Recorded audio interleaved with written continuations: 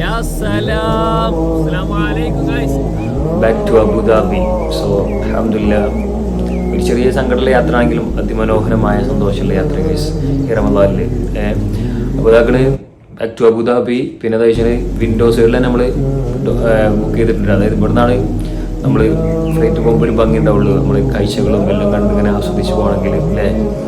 പിന്നെ റമദാനിൽ ഇങ്ങനെ യാത്ര ചെയ്യുമ്പോൾ അൽഹംദുലില്ലാ ഓക്കെ കുറച്ച് കാഴ്ചകളൊക്കെ കാണാം. പിന്നെ എന്താ വെച്ചാൽ ഞാൻ ആദ്യമായിട്ടാണ് ഈ ഒരു 2 മണി ഉച്ചയ്ക്ക് സമയത്തൊക്കെയാണ് ഫ്ലൈറ്റ് പോകുന്നത്. ഇപ്പോൾ പോകുമ്പോൾ നല്ല അടിപൊളി വ്യൂ ആയിരിക്കും കാണാൻ അല്ലേ. ഫ്ലൈറ്റ് പോകുമ്പോൾ അപ്പോൾ കാഴ്ച കാണാം. Let's go.